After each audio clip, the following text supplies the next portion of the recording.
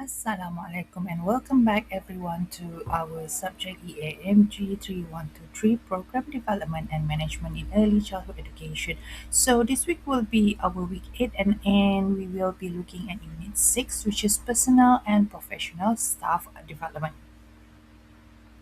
So, in this unit, basically, we will focus on how early childhood educators will continue to grow and improve through personal and professional development.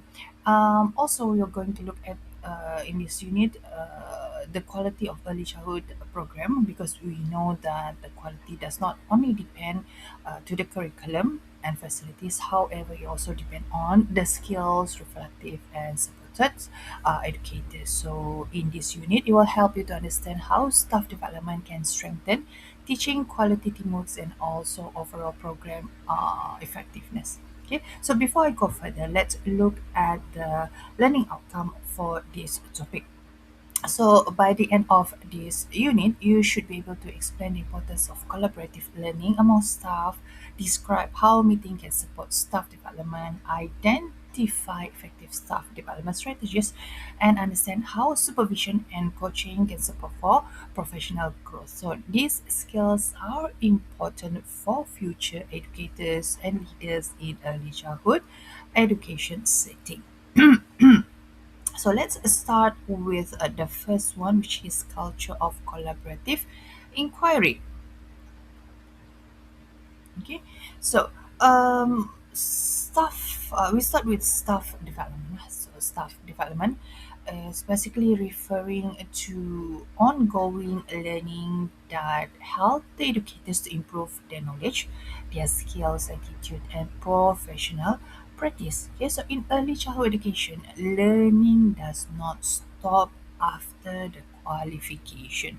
Okay, so as educator, they must continue learning to respond to children changing needs, new policy as well as the best practices.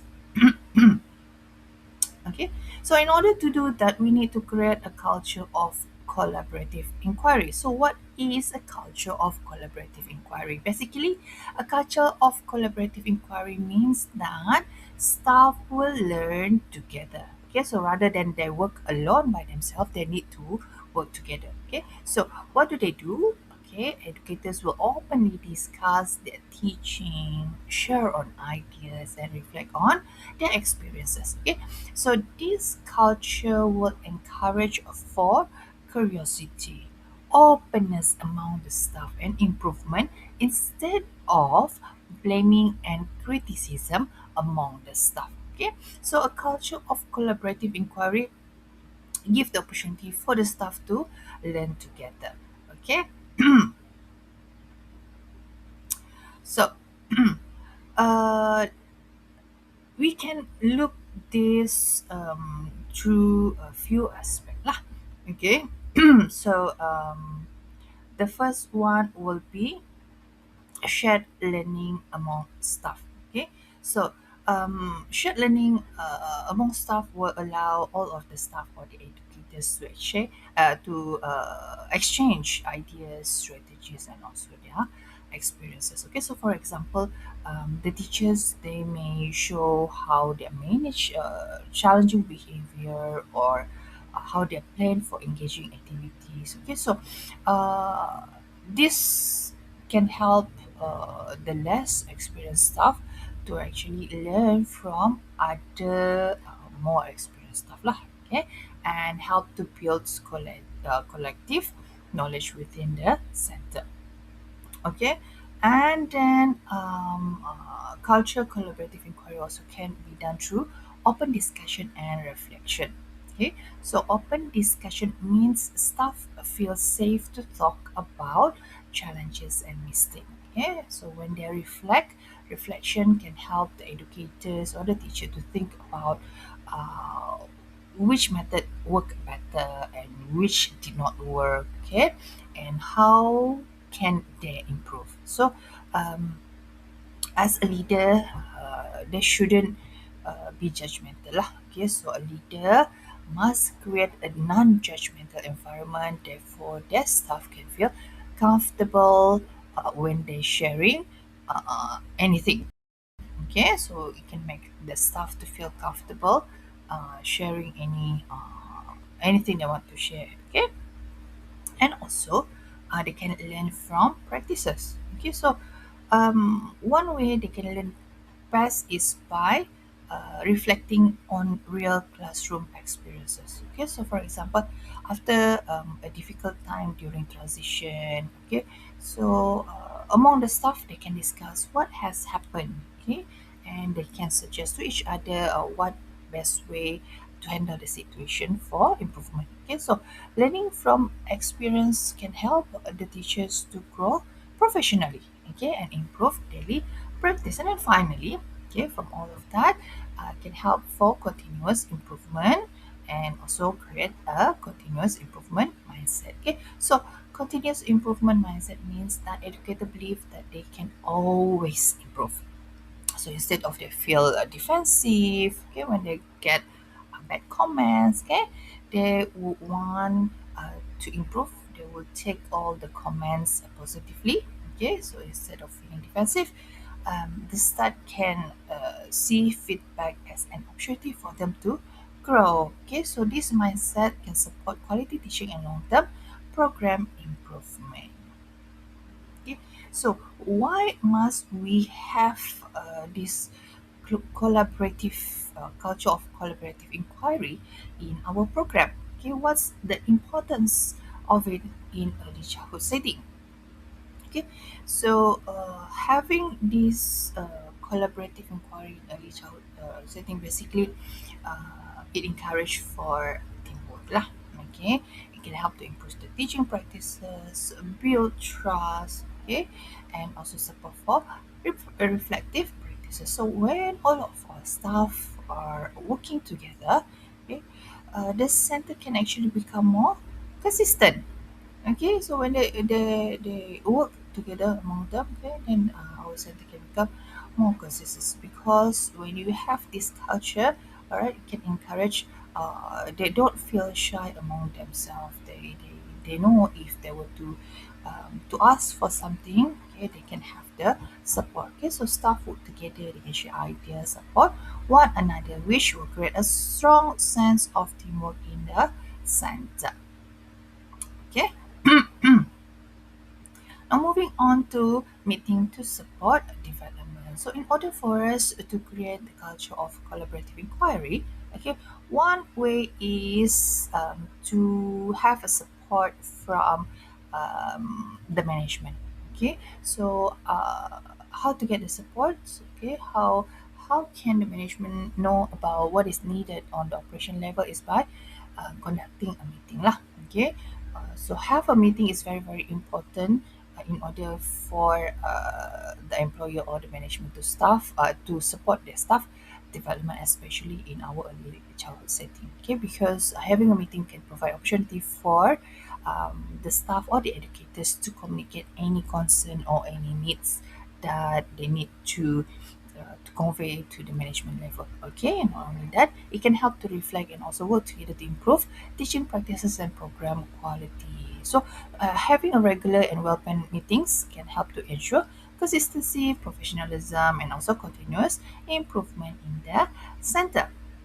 Okay, so now we know that having a meeting can help to improve overall operation of the center. Now, let's look in detail, okay, the importance of the meeting. All right. So during meeting, okay, it can allow a staff to receive important information about the center or any changes. Okay, changes about policy, schedule, or any specific children needs. Okay, or any changes that is related to the work lah.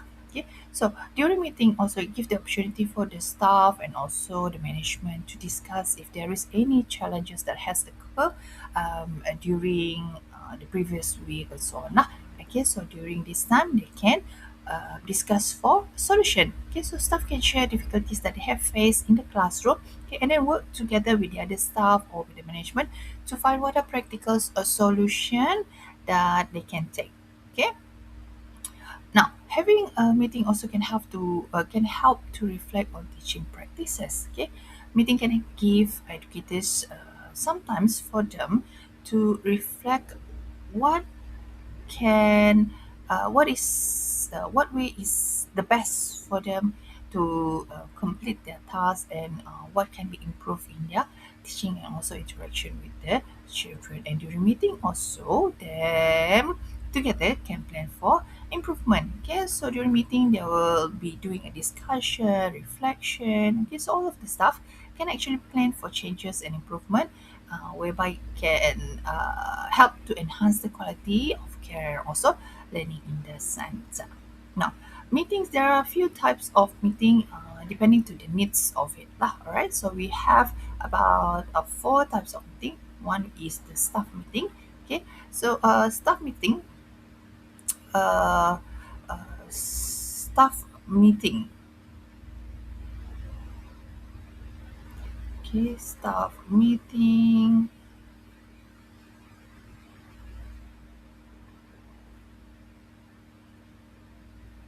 Guest staff meetings usually are held to share a general information, whereby they will gather all of the staff lah. Okay, so during staff meeting, they will make a general, share a general information like policies or announcement or any updates that affect the whole center lah. So everyone, if there is any information that the management need all of the staff to know about it, then they will conduct a staff meeting. Or if they need to decide something for the future, then they can do team planning meetings. Okay, so team planning meetings usually they will focus on lesson plan, curriculum design, okay, or coordinating a daily routine lah to ensure consistency across all the classroom. Okay, not only that, okay, they can be having case discussion lah. Okay, so usually case discussion is where they sit down and discuss on case. Okay, if there is anything happen, any incident, any accident, or any specific children needs, okay, then they will do a case discussion. Or not only that, they can do a meeting for professional learning meetings. Okay, so during this meeting they will talk about staff development, okay, the new knowledge, discussing what best practices, okay, and also reflecting on training session. Now moving on to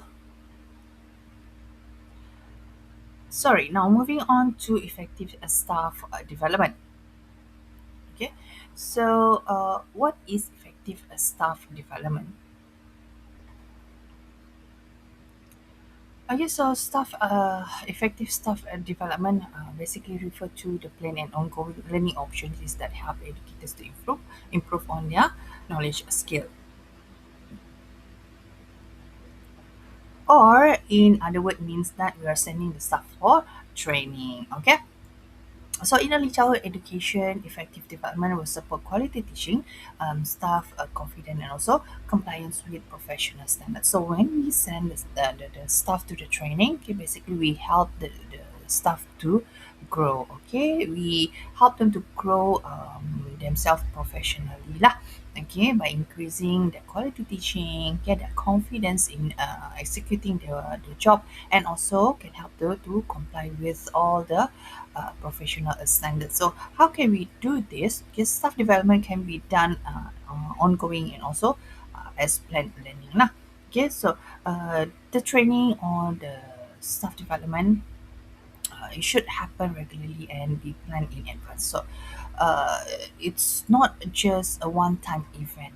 Okay, so we can plan in advance what are the types of knowledge that we need them to have. Then we can send them for this training accordingly lah. So rather than be just a one-time activity, so it can be planned or it can be done regularly just to refresh their knowledge, because over time we tend to forget. Okay, now when we want to send our staff for training, okay, we also need to look at how relevant is that to the staff needs. Okay, so training and learning activities should match the educator's role, experiences level, and also areas where support is needed. So if this teacher are the Bahasa Malaysia teacher, of course we want to send them to a training that is related to Bahasa Malaysia learning outcome.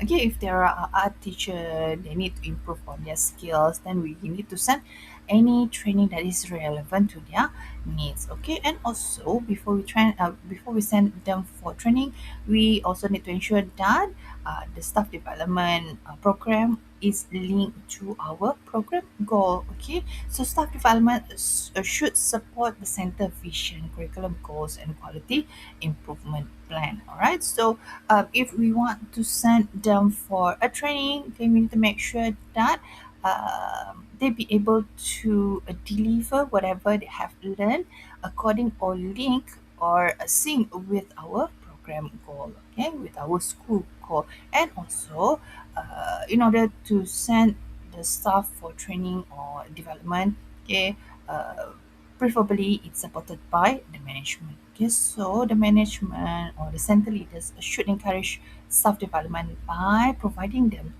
time, resources, and support for their learning activities. Okay, so these are some of example of staff development activities lah that we can send the staff to workshop, training courses. Okay, so this kind of staff development activities can help them to gain new knowledge and also skill that is related to whatever that they need lah, child development curriculum or safety. Okay, so staff development activity can be done in-house. Okay, so training can be conducted within the centers, which allow the staff to learn together with their other co-workers, okay, on specific program needs, right?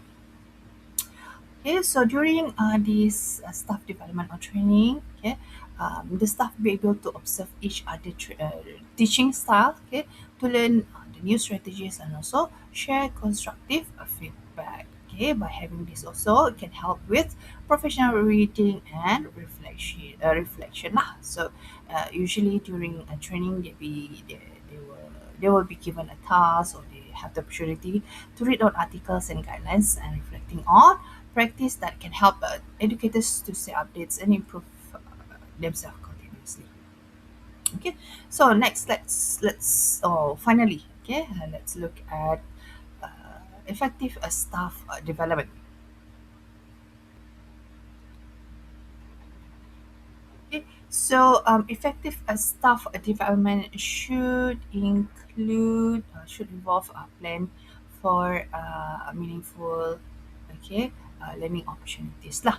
Okay, so it should be continuous, relevant, and also aligned with the center's goals and needs. Okay, now for effective staff development, okay, can be done by staff supervision and also coaching. Okay, so coaching, when we do coaching, coaching will focus on uh, guiding. Okay, basically guiding and supporting the educators rather than we correcting the mistake. So we coach them, we teach them. Okay, how are we supposed to do a specific task? So, conducting a coaching, okay, coaches, they can help the staff to set for new goals, try new strategies, and build confidence. So rather than you blaming them for their mistake, okay, so we can use this approach, teach them, show them how they can improve or do a new task. Okay.